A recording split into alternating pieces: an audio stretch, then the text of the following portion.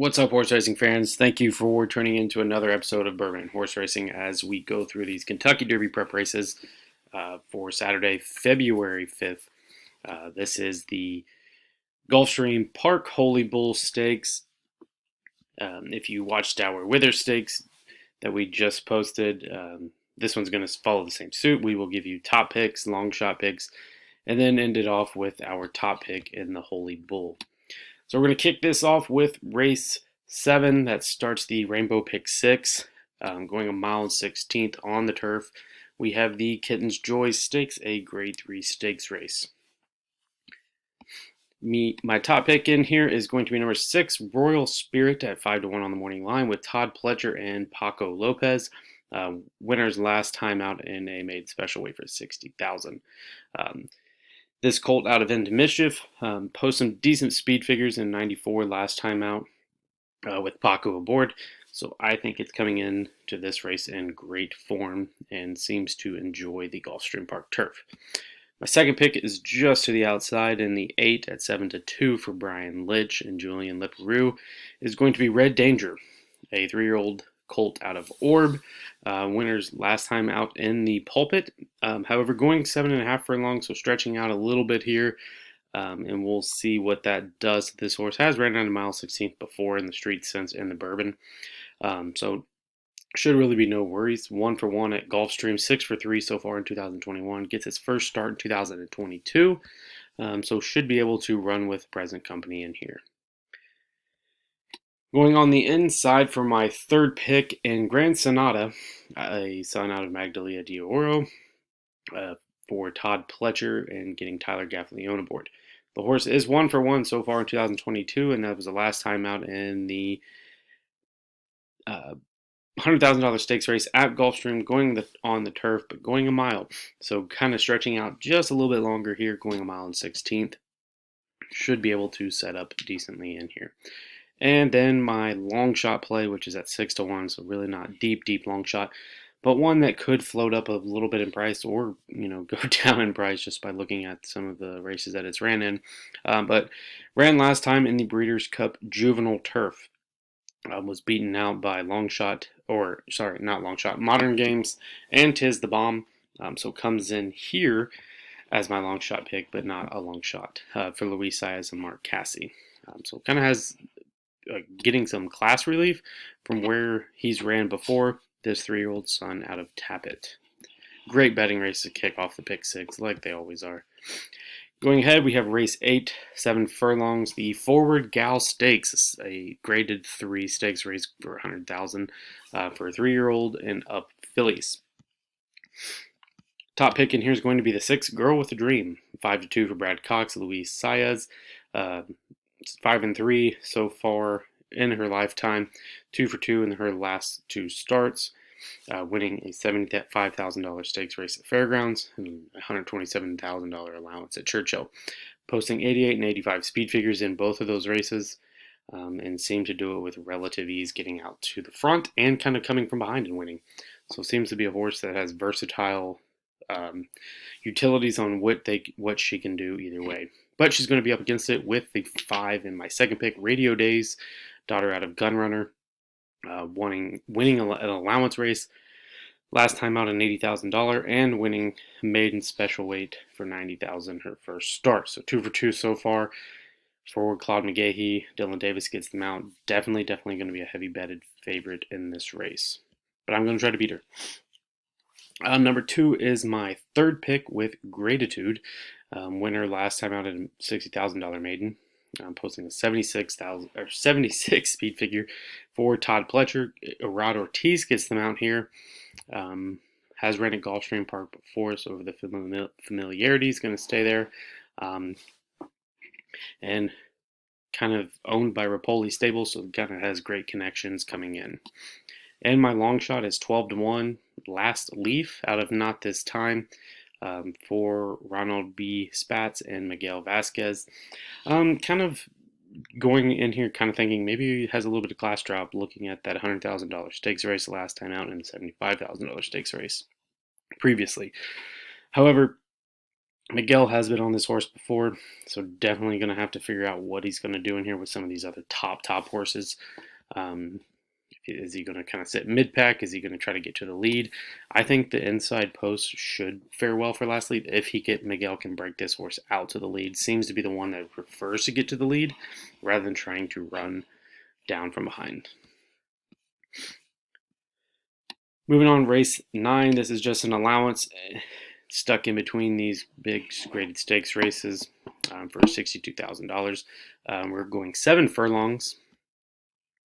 And my top pick in here will be number 12, Candyman Rocket, at 8-1, so a decent price here for Wilmot Junior Alvarado. Second last time out in the Gold Fever Stakes for $100,000. Posting a 99 speed figure, got beat out by heavy favorite Baron. So definitely one that's going to improve off of that start, and then should set up to run a little bit better. Um, I think horse kind of goes to the lead or tries to break for the lead and just sit right off the pace. If somebody else wants to go to the lead, that's fine. But definitely one that's at a decent price and that I like at currently 8-1. Second pick is going to be number 9, Prevalence. This horse was kind of one that was on the Derby Trail, kind of got pulled from the Derby Trail really quick. Last year was 4-2 lifetime, and that's the only 2 that came was the maiden that the horse broke, and then an allowance race. Finished 6th in the Wood, finished 8th in the Pat Day Mile. So one that's just been beaten and battered. Kind of gets a little bit of class relief again coming back in here. Gets a big layoff. I mean, you can't go wrong with betting Godolphin and Brandon Walsh. So using this one in here at 4-1. So definitely going to be interesting to see how this horse does making its 2022 debut. Third pick, I'm going with War Stopper out of Declaration of War with Arad Ortiz for Todd Pletcher. Another one that has not raced yet in 2022. Kind of struggled so far, but ran in some big stakes races, grade 3 stakes races, so definitely gets huge class relief. Probably will be a heavy favorite just based off of the class release that this horse is getting. So looking at that, I mean, you could almost single this horse. I'm not going to just because I like the other horses in here. But definitely one that's coming in with huge class relief. So if you're a win bet wager person, number 7 in this race looks to be one to do that for. And my long shot's going to be Joe DiBaggio, 9-3-1 so far in 2021, yet to race in 22, but winner of his last 2. For Carlos David, gets Paco Lopez back aboard. Kind of ran in some smaller class races. So kind of up against it here with some of these other graded stakes winners and bigger allowance racers. Race 10, we have the Swedish Chant going a 1.16 on the turf. My top pick is going to be on the inside, and Opalina number 2 at 3-1. Third last time out in the Granger Brew $100,000 stakes race at Gulfstream. Familiar with the Gulfstream turf, ran on it 4 times with a first and 2 seconds. Gets Luis Saez and Rodriguez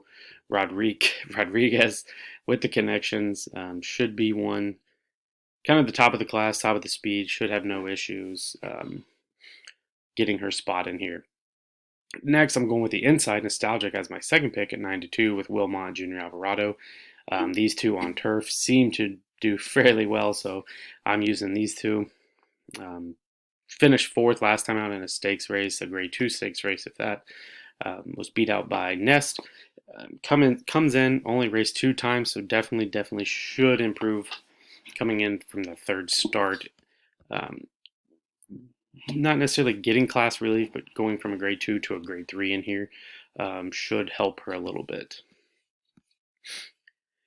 Third pick is going to be Ocean Safari for Gilberto Zerpa with Javier Castellano. Second last time out, Javier was on this horse in that Granger Brew Stakes at Gulfstream. So another one that's raced at Gulfstream before, 3-1 and 2 at Gulfstream. Beat out Opalina, who was my top pick, but like I said, I think she's going to be better placed coming in here, and one that should be able to run with the company in here, and I think she just sticks it out to get the win. I got number 8, Battle Charge, marked we'll take charge looking at that last allowance race. Finished first with Tyler Gaffleon for Timothy Ham. 5-2 lifetime. So kind of wanted to consider if you were a deep ticket person to throw this one in as well. And my long shot is going to be number 9 at 15 to 1, Running Legacy out of Gunrunner. His race once so far for Joseph Safi and Dylan Davis and won its maiden. So definitely interesting to see what this horse does coming into a graded stakes race after winning its maiden. So definitely has the pedigree. So it'll be very, very interesting to see what this horse does coming into Gulfstream. And here we go, the highlight card, or the highlight race of the day. The Holy Bull Stakes going a mile and 16th for Kentucky Derby points. My top pick in here, I'm going with Tiz the Bomb. I kind of like what this horse did in the Breeders' Cup Juvenile Turf. Ran in the Grade 2 Bourbon, all on turf, and now trying the dirt. So I'm kind of interested to see what this horse is going to do transitioning from that turf to dirt. We saw that last year in Rock Your World and was able to win a Kentucky Derby prep race. So with this one coming in, should be very interesting to see that as well. Second pick, I'm going with Mo Donegal, winner of the Remsen Grade 2 Stakes and winner of his maiden 2 tries back with Rod Ortiz and Todd Pletcher. I mean, probably going to be the heavy favorite coming in here. 3-2 lifetime, posting a huge 93 speed figure, and definitely one to consider. Next, you have number 4, Simplification, my third pick, winner of the Mucho Macho Man Stakes at Gulfstream Park. Seems to like Gulfstream, ran here 3 times and has won twice. And my long shot is really 6-1. There's really not much of a long shot picks in here, but I'm going with White Abario. Finished third in the Kentucky Jockey Club, a Grade 2 $400,000 stakes race at Churchill Downs, and won a $75,000 allowance. Was beat out by Smile Happy and Classic Causeway in that Kentucky Jockey Club. So comes in with huge speed figure of 95, his career best. 3-2 so far. Gets Tyler Gaffalione, has great connections. Could be at a decent price. Hopefully this horse goes up to about 10-1, and then I'm definitely using it. And here we are capping this off with race 12 for the pick 4, pick 5s, and another tough race to cap and to finish this. But I'm going with number 3, Baru, as my top pick, a 7-year-old out of Curlin. Really hasn't done much. 11-2 so far in 2021. One time in 2022. Ran some small claiming races. Gets Javier Castellano for Peter Walter. So kind of like the connections here, using it with posting some decent workouts as well. Going further to the outside, my second pick is going to be Vittori Kin, the Brazilian bred horse. Kind of interesting here with big speed figures. 100 or 111 is a career best, with Luis Saez for Martin Drexler. Kind of one that still hasn't done a whole lot, winning last time back in October. Kind of coming back in here, staying in the States a little bit to see what this horse can do. My long shot pick is going to be Mo Ready for Todd Pletcher and Rod Ortiz. That this horse is at 12-1. Use it, use it, use it. Seems to have decent speed figures. Son out of Uncle Mo. Ran in the West Point Stakes a while back. Has some graded stakes races on its card, but kind of has struggled to find that winner circle and has ran with Vittoria Kin. So I think these two being in the same race is going to set up nicely for a decent pay. And going back, third pick that I missed was Flow Motion with Junior Alvarado and James Sibeli. Another one that's just, this was a tough one to cap. 39-7 lifetime. Has some decent speed figures that I think this horse will be able to break through in this one. So there is my quick handicapping of the Holy Bull. Going with Tiz the Bomb as my big bomb in here, coming from that turf to dirt. And then using Mo Donegal as well, just with those connections and the past races that he's ran in before. So if I handicapped one of the horses that you were going to pick, make sure you hit the like button, hit the bell so you guys turn on your notifications for when we do these Kentucky Derby prep races. We will keep pushing them out each weekend that Kentucky Derby prep races are happening. And make sure to subscribe to us, and we appreciate you all for following along, and hopefully you win on Holy Bull Saturday at Gulfstream Park. Thank y'all.